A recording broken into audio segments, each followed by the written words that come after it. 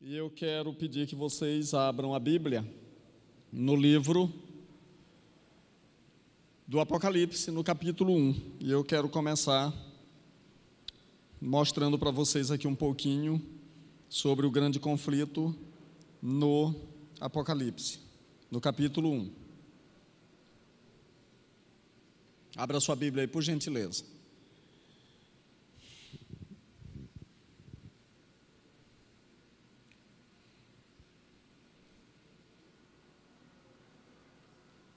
Acharam? Capítulo 1? Pronto. O capítulo 1 começa falando sobre a revelação e depois, então, a dedicatória da carta para as 7 igrejas. E aqui, a partir do versículo 9, tem uma coisa interessante para nós lermos. Está escrito assim, ó: Eu, João, irmão vosso e companheiro na tribulação, no reino e na perseverança, em Jesus, achei-me na ilha chamada Pátimos, por causa da palavra de Deus e do testemunho de Jesus. Achei-me em espírito no dia do Senhor, e ouvi por detrás de mim grande voz como de trombeta, dizendo: O que vês, escreve em livro, e manda às 7 igrejas: Éfeso, Esmirna, Pérgamo, Sardes, Pérgamo, Tiatira, Sardes, Filadélfia e Laodiceia. Voltei-me para ver quem falava comigo, e voltado, vi 7 candeeiros de ouro, e no meio dos candeeiros um semelhante a filho do homem, com vestes talares e cingido à altura do peito, com uma cinta de ouro. A sua cabeça e cabelos eram brancos como alva lã, como neve, os olhos como chama de fogo, os pés semelhante ao bronze polido, como que refinado numa fornalha, a voz como voz de muitas águas. Tinha na mão direita 7 estrelas, e da boca saía-lhe uma afiada espada de 2 gumes. O seu rosto brilhava como o sol na sua força. Quando o vi, caí a seus pés como morto. Porém ele pôs sobre minha mão, a mão direita, dizendo: Não temas, eu sou o primeiro e o último, e aquele que vive. Estive morto, mas eis que estou vivo pelos séculos dos séculos, e tenho as chaves da morte e do inferno. Muito bem. Quero fazer uma pergunta para os jovens da minha igreja. Sua vida tem conflitos? Sim. A tua tem? Sério? Quantos anos você tem? 10. Então, bom, se ele com 10 anos tem conflito, quem tem 20 anos tem os conflitos dele duplicados, né? Hein? Sim ou não? Alguém tem conflito aqui ou não? Quem tem vida fácil, que vive assim a semana inteira, sem ter tido uma tentação, uma luta, uma dificuldade, sem ter passado nenhum momento ruim? Quem é o felizardo? É você, Bruna? Não? Tem sofrimento também aí? Tem luta? Sério? É. E você, Elcita? Tem lutas também? Alguém tem vontade de pecar aqui? Não? Eu tenho todo dia.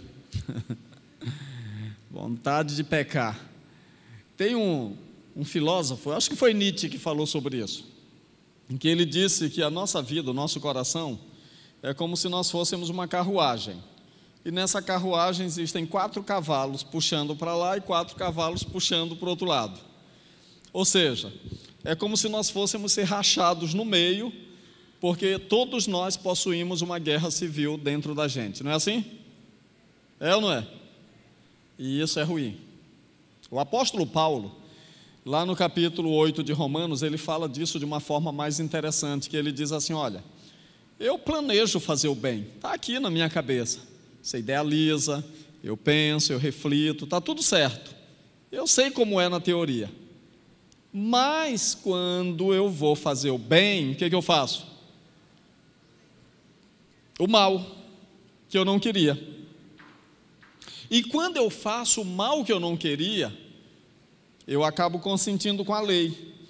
Por quê? Porque a lei condena o pecado está em mim, então eu acabo me tornando escravo da lei, porque ela vem e me bate. E aí Paulo, ele fala sobre esse drama existencial, que na verdade não é existencial, isso aí é um drama moral, teológico, e ele é resultante do grande conflito.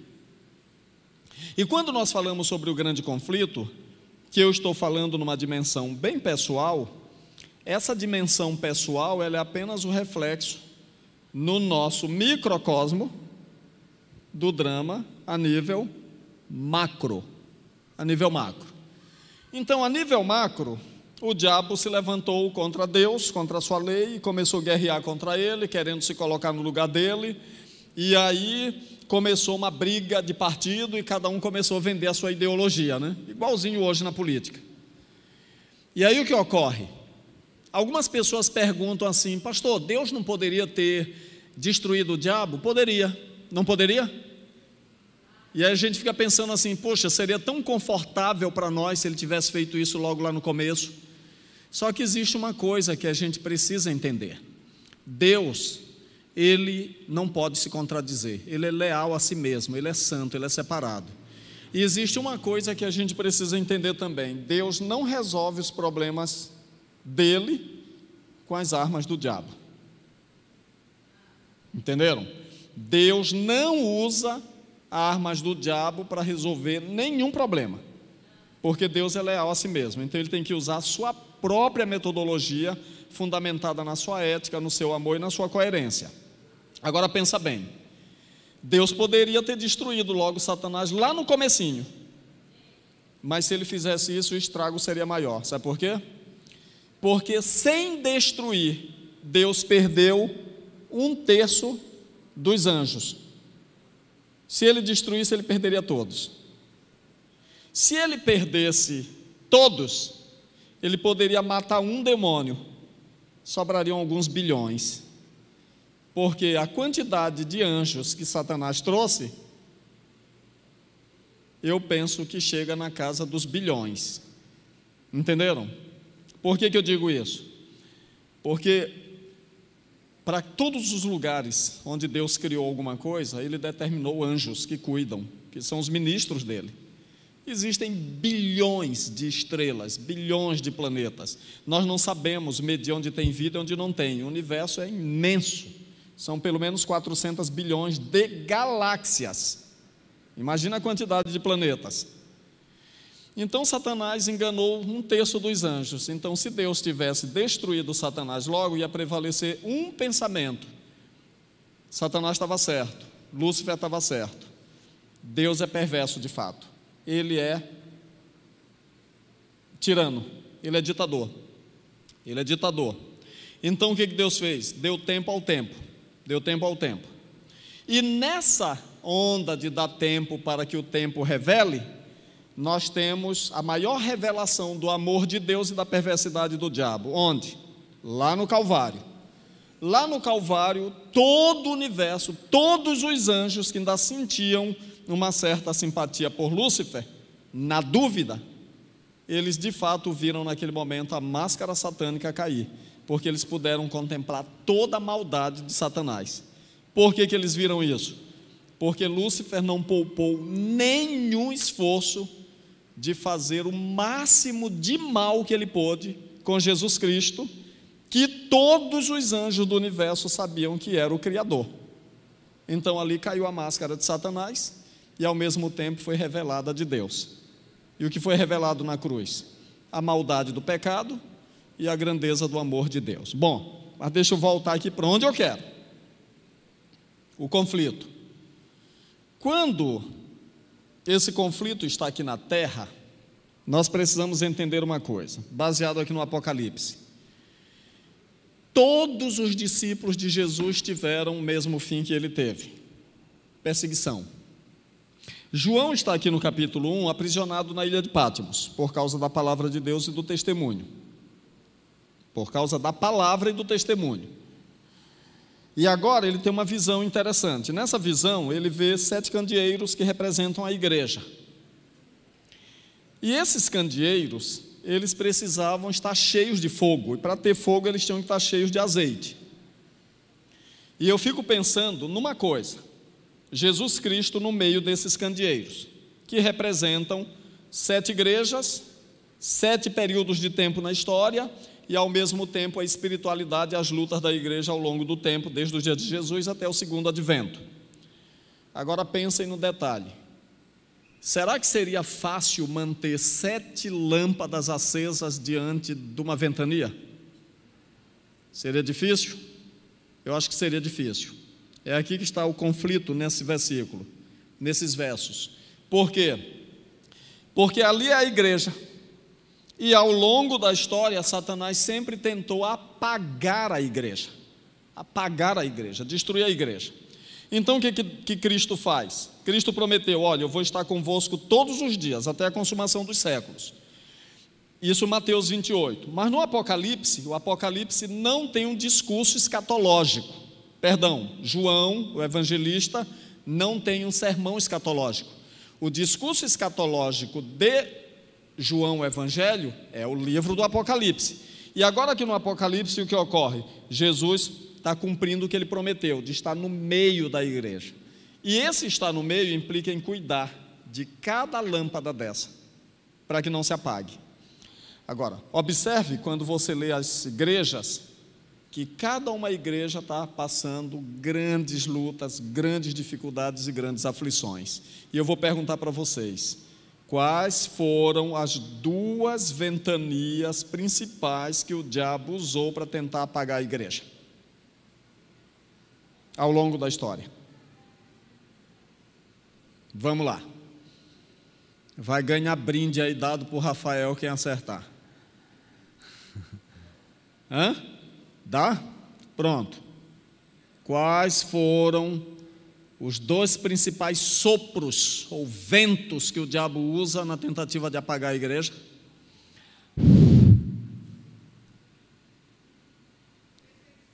Perseguição. Quem respondeu? Pronto. E a segunda?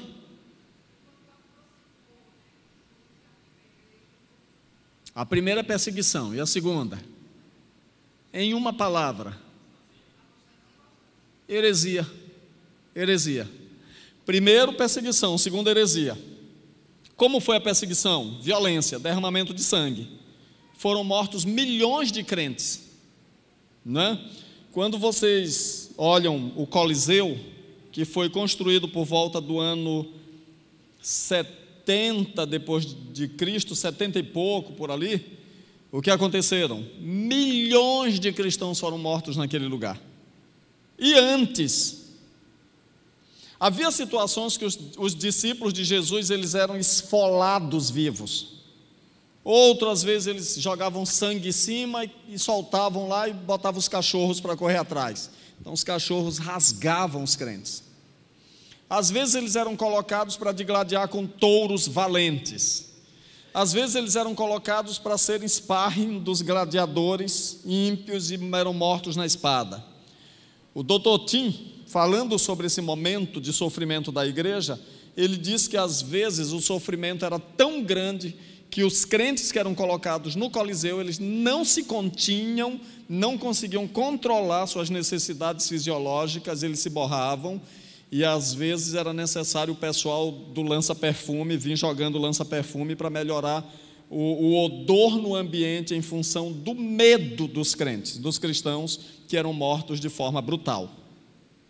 Mas a história também atesta que um romano lá disse assim, que os cristãos, parece que o sangue deles era semente, porque quanto mais era derramado, mais se levantavam cristãos. Aí o diabo, na sua esperteza, ele percebeu uma coisa muito básica, que perseguir crente não é jogo. Entendeu? Perseguir crente não é jogo. Por quê? Porque todas as vezes que a igreja foi perseguida, ela cresceu mais. E aí ele passou para a segunda metodologia. Qual? O engano, as heresias. As heresias. E aí quando nós olhamos ao longo da história, a gente percebe as tentativas heréticas. Primeira heresia que entrou na igreja foram os gnósticos dizendo que Jesus não era de fato carne, não era matéria. Porque eles diziam assim, a matéria não presta, só as coisas espirituais que são boas. Então se Deus é bom, ele jamais poderia se tornar carne. Por isso que João escreve dizendo, quem diz que Jesus não veio em carne é o anticristo. Aí daqui a pouco veio outra heresia, não, ele era carne, mas ele era só aparência, ele era só aparência, não era carne. Depois eles disseram assim, não, ele é carne, mas ele não é Deus.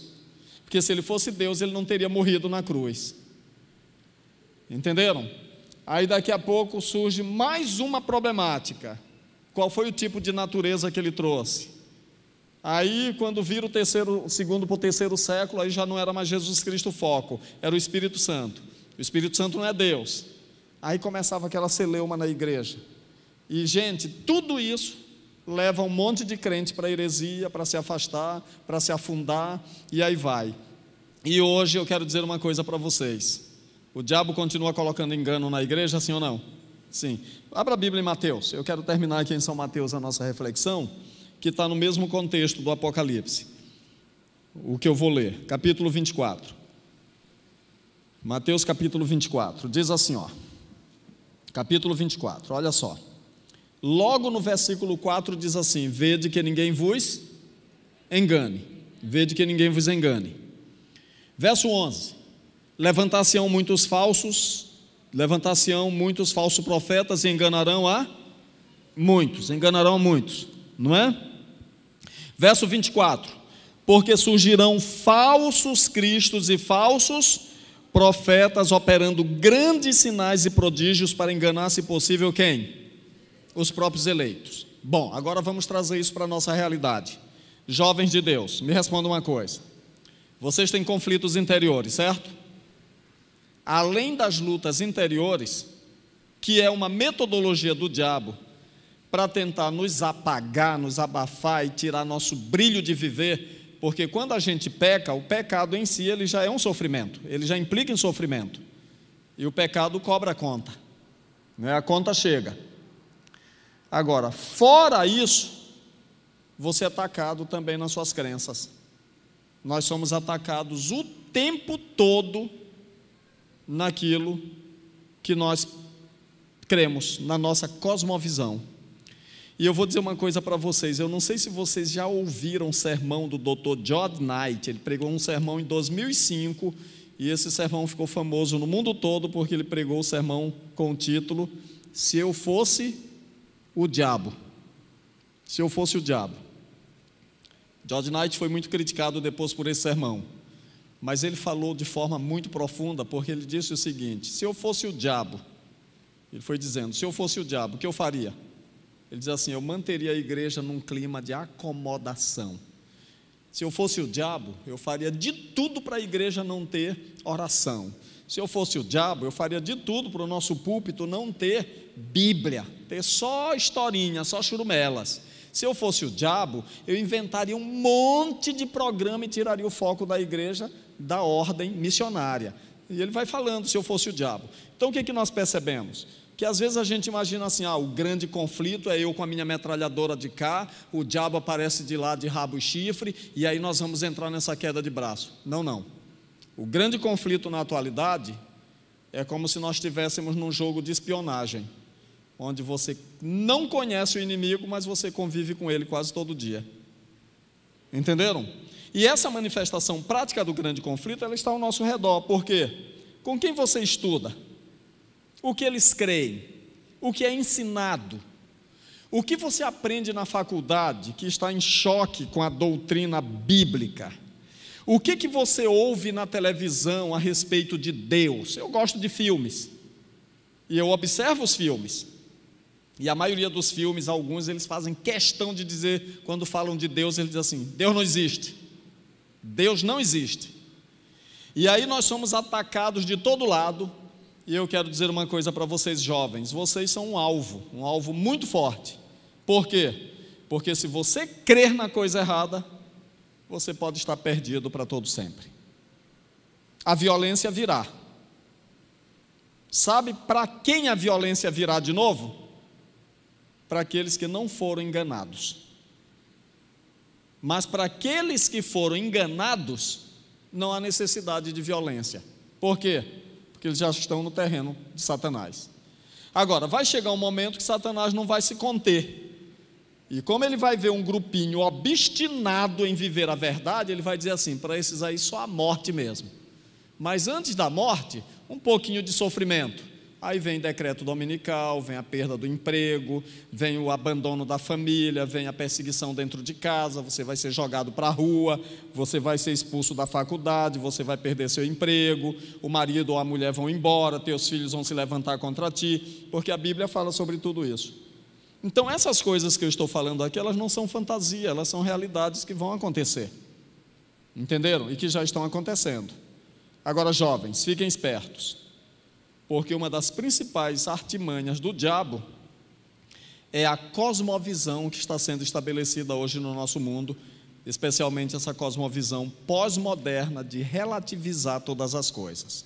E nessa relativização de tudo, alguns de nós vêm para a igreja e queremos relativizar também os valores bíblicos. E não se enganem, Cristo nunca relativizou o pecado. E a sua palavra nunca foi relativizada. Então ele exige de nós absolutos. E nós precisamos ser fiéis aos absolutos da sua palavra. Por quê? Porque existe uma coisa que é absolutamente forte contra Satanás: a Bíblia. É a única coisa da qual ele foge. Foi como Jesus venceu, e é a forma como nós podemos vencer também. Então, queridos, leiam a Bíblia, leiam a Bíblia, leiam a Bíblia. E vou terminar falando mais uma coisa. Irmãos, quantos são casados aqui dos jovens? Rafael casou. Quem mais? Você é casada? Vocês dois aqui? Você aí de blusa azul? Não? Nenhum dos dois? Ok, deixa eu dizer uma coisa para vocês que são homens e mulheres casados. Satanás, ele é muito esperto. Pensem comigo. Numa manhã de sábado, essa igreja que está lotada. Se de repente nós trancamos essa porta, aquela dali, e deixamos só aquela aberta. Aí se de repente eu estou pregando aqui e eu digo assim para vocês: irmãos, tem um leão na porta. Aí vocês todos olham para lá. E de fato tem um leão ali na porta, do tamanho do Aslan das Crônicas de Nárnia. E se de repente esse leão ali faz aquele esturro, né? Gente, tem grade aí nesses vidros? Não, graças a Deus, que dá para a gente quebrar e pular pela janela. Mas eu vou dizer uma coisa para vocês: se isso acontecesse, nós iríamos matar um bocado de gente aqui, no pânico, de querer salvar a nossa vida, para pular as janelas, ou para sair aqui por trás. Ia ter gente pulando por dentro do tanque para passar para ali. E é exatamente isso que o inimigo faz. Quando ele chega na igreja, primeira coisa que o inimigo faz, quando ele esturra, é jogar crente contra crente.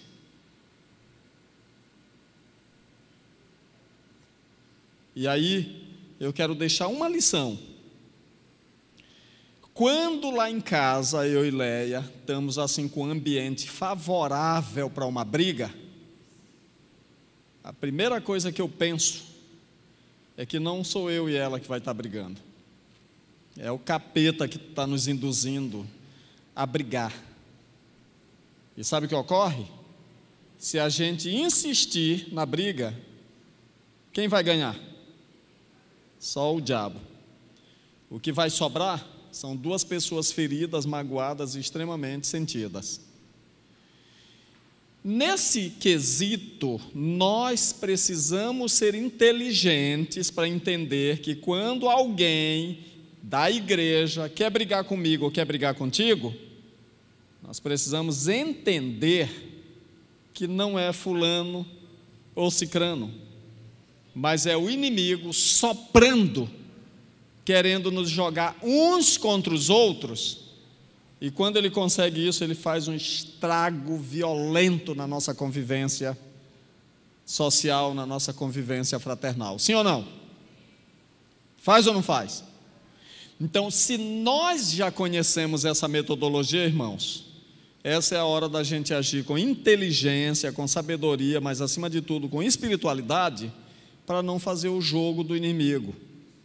E eu digo a mesma coisa para vocês, meninos e meninas, jovens: não caiam nessa onda de eu sou jovem e eu vou viver a minha vida do jeito que dá na telha. Não faz isso, porque se o inimigo te engana, ele pode estragar a tua vida agora na tua juventude, de forma que se torne irreversível para o teu futuro. Então seja inteligente, seja fiel a Deus, e eu tenho certeza que vocês serão pessoas muito mais felizes do que vocês podem imaginar. Vocês creem nisso? Quem crê, diga amém. Então nós precisamos ser sábios para não entrar nessa onda satânica de ser joguete na mão dele, de ser bola de ping-pong nas mãos do inimigo.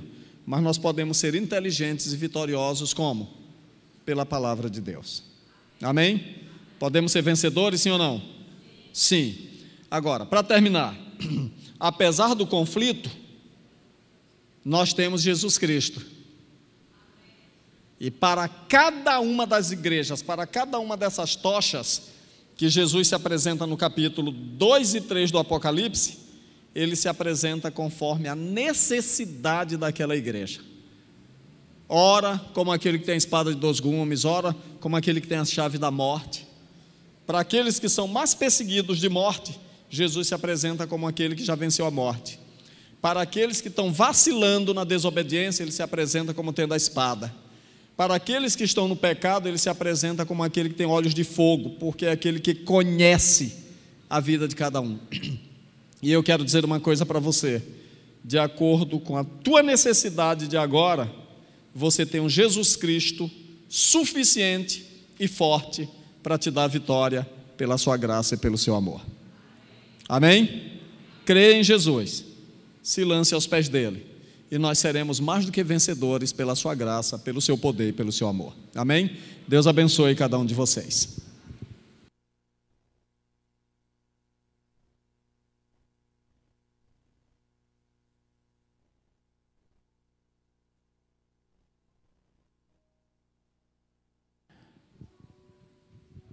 Vamos orar? Vamos ficar em pé? Deus bondoso que habita nos céus, muito obrigado, Senhor, pela Tua palavra, pela Tua graça e pela Tua bondade. Senhor, aqui estão os jovens da Tua igreja, que são preciosos aos Teus olhos, e eu te rogo, a Deus, que abençoe estes meninos e meninas para que possam ser inteligentes para cair aos Teus pés, ajoelhados em busca de força e de poder, para vencer o pecado que os assedia tão de perto. Abençoe os jovens, ó Deus, nas suas lutas interiores e nas suas lutas exteriores, porque de todas as formas nós estamos cercados pelo grande conflito, mas em Cristo Jesus nós já podemos ser mais do que vencedores. Toma conta do nosso viver, nos carregue em Teus braços e nos dê forças para que nós possamos, nos braços de Jesus, superar todas as dificuldades. Nos entregamos a Ti e rogamos Tua paz e bênção no santo e sagrado nome de Jesus. Amém e amém.